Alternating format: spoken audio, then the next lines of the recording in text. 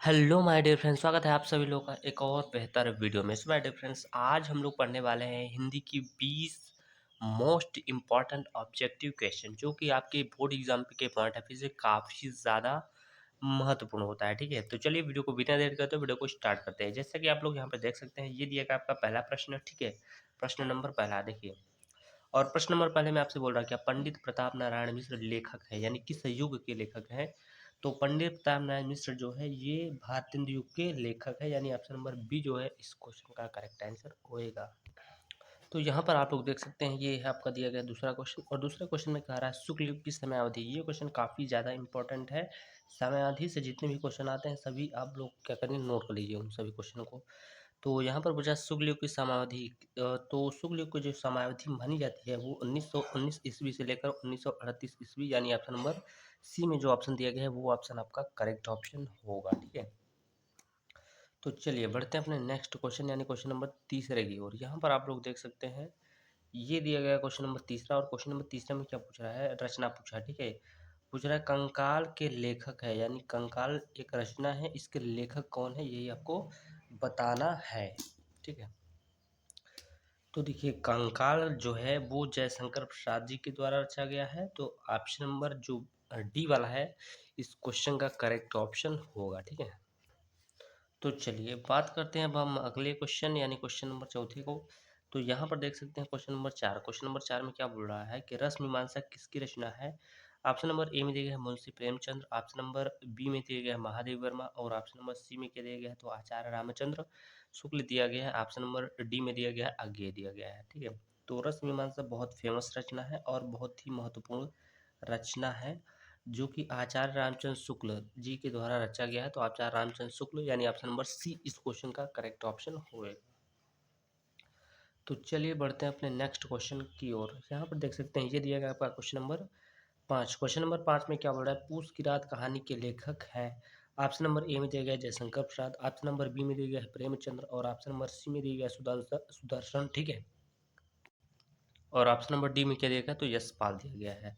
तो ये पूस की रात जो रचना है वो किसकी है? पूस की रात जो रचना है वो किसकी है? तो प्रेमचंद की रचना है भाई। किसकी रचना है? तो प्रेमचंद की है, जो कि ऑप्शन नंबर बी में दिया गया है। तो ऑप्शन नंबर बी जो है इस क्वेश्चन का करेक्ट ऑप्शन होगा। ठीक है, तो चलिए बढ़ते हैं अपने नेक्स्ट क्वेश्चन की ओर। तो यहाँ पर आप लोग देख सकते हैं, ये दिया गया है आपका क्वेश्चन नंबर छठवां। और क्वेश्चन नंबर छः में आपसे पूछ रहा है माटी हो गई सोना संस्मरण के लेखक हैं? ऑप्शन नंबर ए में दिया गया है विष्णु प्रभाकर। ठीक है, ऑप्शन नंबर बी में दिया गया है देवेंद्र सत्यार्थी, और ऑप्शन नंबर सी में दिया गया है Makhanlal Chaturvedi, option number D में क्या दिया गया है तो राम वृक्ष वेनीपुरी दिया गया है यहाँ पर। ठीक है, तो देखिए इस क्वेश्चन का जो करेक्ट आंसर होगा इस ऑप्शन में नहीं दिया गया है। ठीक है, तो इस क्वेश्चन का जो करेक्ट आंसर हो जाएगा वो कन्हैया लाल मिश्र प्रभाकर हो जाएगा। ठीक है, नाम लिख लीजिएगा, कन्हैया लाल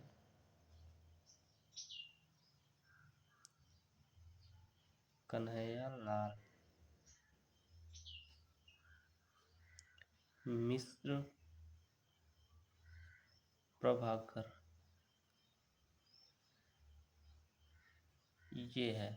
यानी माटी हो गई सोना जो रचना है वो कन्हैया लाल मिश्र प्रभाकर जी के द्वारा रचा गया है, जो कि इस ऑप्शन में नहीं दिया गया है। तो इस ऑप्शन के पिक ना करें। इन सब ये सभी ऑप्शन क्या है यहाँ पर गलत दिए गए हैं। ठीक है, तो चलिए बढ़ते हैं अपने नेक्स्ट क्वेश्चन की ओर। यहाँ पर देख सकते हैं क्वेश्चन नंबर सात। क्वेश्चन नंबर सात में क्या बोल रहा है, यामा के रचयिता है? ठीक है, यामा एक रचना है, वो किसके द्वारा रचा गया यही आपको बताना है। तो ऑप्शन नंबर ए में दिया गया Subhadra Kumari Chauhan, option number B में दिया गया Mahadev Varma, option number C में दिया गया मीराबाई, और ऑप्शन नंबर डी में क्या दिया गया तो अशोक वाजपेयी दिया गया है।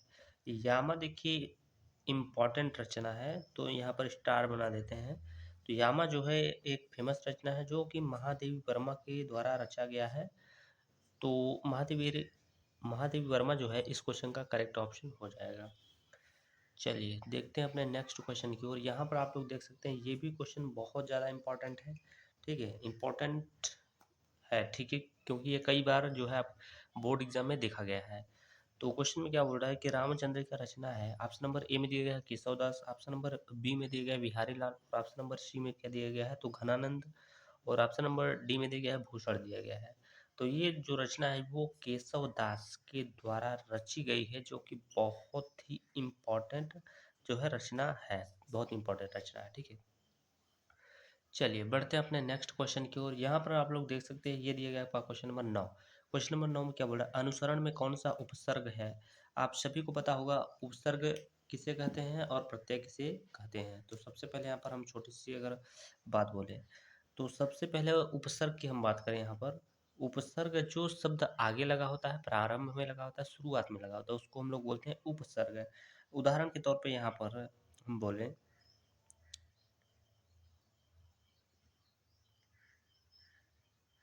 अभिमान।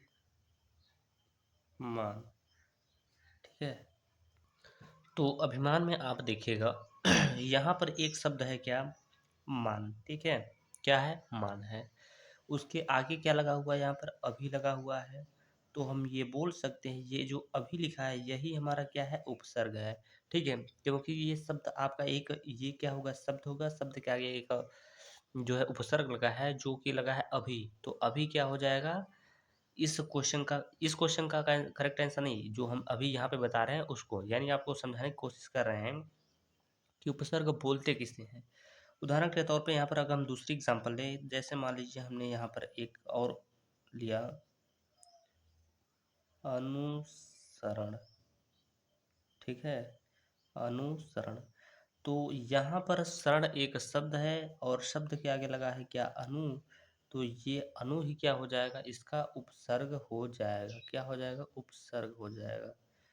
तो यहाँ पर आप समझने की कोशिश करें, ये क्या हो जाएगा, उपसर्ग हो जाएगा। तो आई होप आप सभी को उपसर्ग तो समझ में आ गया होगा। तो यहाँ पर वही पूछा है, अनुसरण का ही एग्जाम्पल यहाँ पर है। यहाँ पर पीछे शरण है, आगे इसके क्या लिखा है, अनु लिखा है। तो अनु ही उस क्वेश्चन का जो है करेक्ट ऑप्शन हो जाएगा। ठीक है, तो चलिए बढ़ते हैं अपने नेक्स्ट क्वेश्चन यानी क्वेश्चन नंबर 12 की ओर। यहाँ पर आप लोग देख सकते, सॉरी 10 है, क्वेश्चन नंबर 10।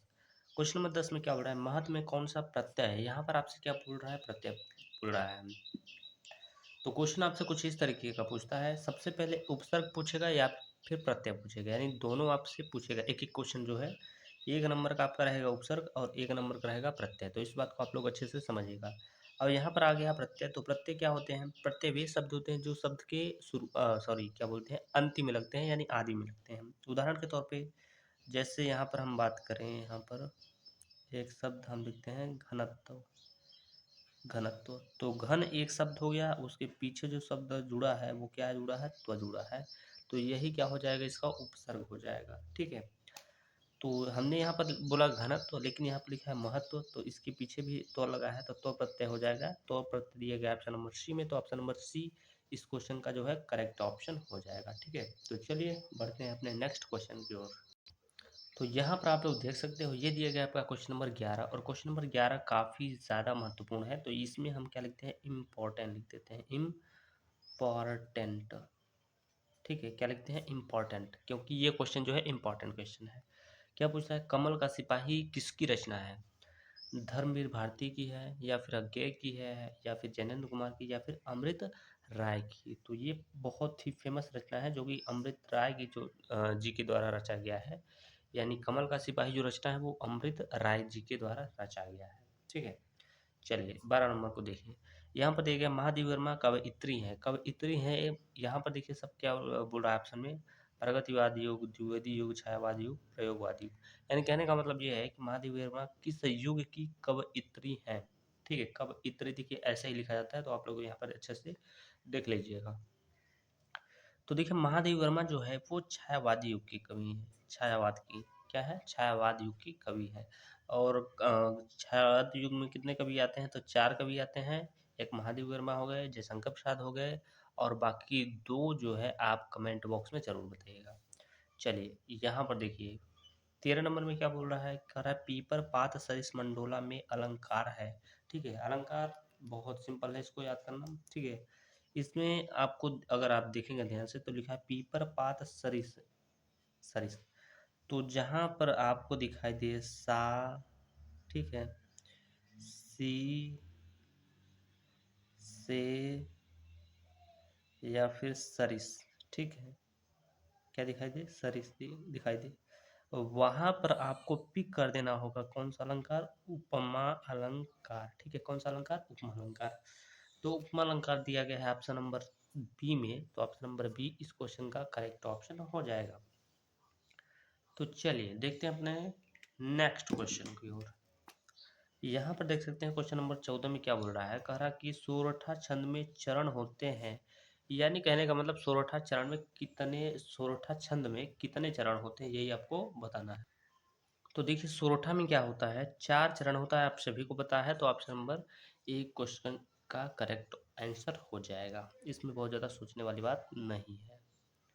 तो चलिए अब देखते हैं क्वेश्चन नंबर 15। क्वेश्चन नंबर 15 में क्या बोला है, प्रत्यय के कितने भेद होते हैं, तो आप सभी को पता होना चाहिए, प्रत्यय के 2 भेद होते हैं। तो ऑप्शन नंबर सी इस क्वेश्चन का करेक्ट आंसर हो जाएगा। और ये इंपॉर्टेंट भी क्वेश्चन है, ये क्वेश्चन जो है इंपॉर्टेंट है, तो यहाँ पर लिख दीजिएगा इम्पॉर्टेंट। ठीक है, इम्पॉर्टेंट है भाई, इम्पॉर्टेंट है। तो चलिए अब बढ़ते हैं अपने नेक्स्ट क्वेश्चन की ओर। यहाँ पर आप लोग देख सकते हो, ये दिया गया आपका क्वेश्चन नंबर 16। क्वेश्चन नंबर 16 में क्या बोला है, मछली का पर्यायवाची शब्द है। आई होप आप सभी को पर्यायवाची याद होगा। पर्यायवाची शब्द आपको याद करना ही पड़ेगा, बहुत सारे पर्यायवाची आप याद कर सकते हैं, जैसे मछली का हो गया, और पक्षी का हो गया, ठीक है, वन का हो गया, पुष्प का हो गया, ठीक है, पुष्प का हो गया। ऐसे कई सारे रचनाएं जो है, ओ सॉरी, पर्यायवाची आप याद कर सकते हैं।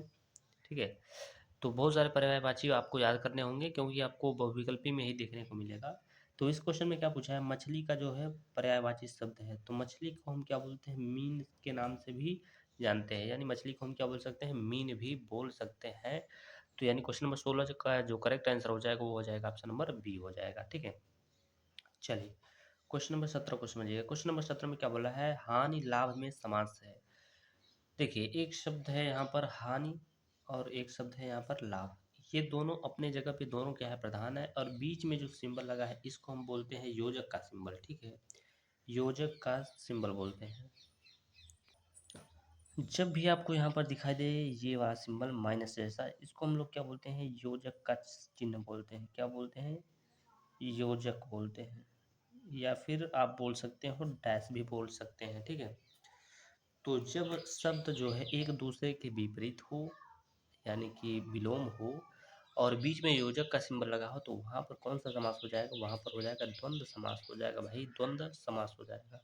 ठीक है, चलिए आई होप आप सभी लोग समझ पा रहे होंगे। ठीक है, तो क्वेश्चन नंबर 18 में देखिए क्या बोल रहा है, यद्यप में कौन सी संधि है, यद्यपि में, इसको समझने की आप लोग अच्छे से कोशिश करिएगा। तो देखिए यहाँ पर शब्द क्या है, शब्द है अधूरा, यद्यपि लिखा है। ठीक है, यद्यपि है, ये है क्या, प नहीं है, ये य है, यस यज्ञ वाला है। ठीक है, तो यद्यप में कौन सी संधि है, तो दीर्घ संधि नहीं है, वृद्धि भी नहीं है, आयाज नहीं है, तो कौन सा है, यड़ संधि है। जो शब्द अधूरा दिखे तो आपको यड़ संधि पे टिक करना पड़ेगा। ठीक है, चलिए बढ़ते हैं अपने नेक्स्ट क्वेश्चन की ओर। Question number 19। क्वेश्चन नंबर 19 में क्या बोल रहा है, कला और बूढ़ा चांद के रचनाकार हैं। तो कला और बूढ़ा चांद जो रचना है वो सुमित्रा नंदन पंत जी के द्वारा रचा गया है, जो कि बहुत ज़्यादा इम्पोर्टेंट रचना मानी जाती है भाई। ठीक है, तो इसको क्या करिए, आप लिखिए इम्पोर्टेंट है। क्या लिखिए, इम्पोर्टेंट। ठीक, इम्पोर्टेंट। चलिए इस वीडियो का लास्ट क्वेश्चन, क्वेश्चन नंबर 20 को अगर समझने की यहाँ पर कोशिश करें, तो यहाँ पर दिया गया है भाव विलास के रचनाकार है, यानी भाव विलास जो रचना है उसके रचनाकार कौन है। ऑप्शन नंबर ए में दिया गया है देव, ऑप्शन नंबर बी में दिया गया है बिहारी, ऑप्शन नंबर सी में दिया गया चिंतामणि, और ऑप्शन नंबर डी में कह रहे हैं मती राम दिया गया भाई। तो देखिए भाव विलास जो रचना है वो देव के द्वारा रचा गया है, जो कि ऑप्शन नंबर ए में दिया गया है। तो ऑप्शन नंबर ए इस क्वेश्चन का करेक्ट आंसर हो जाएगा। ठीक है, तो चलिए इस वीडियो में हम लोगों ने क्या किया, 20 ऑब्जेक्टिव यानी MCQ जो है क्वेश्चन यहाँ पर देखा है। ठीक है, MCQ क्वेश्चन जो है ये 20 लिखा हुआ है भाई, इसको 201 मत समझिएगा। MCQ को हम क्वेश्चन हमने क्या करा, पढ़ा है। तो चलिए इस वीडियो पर इतना ही, मिलते हैं नेक्स्ट वीडियो में, तब तक के लिए जय हिंद जय भारत।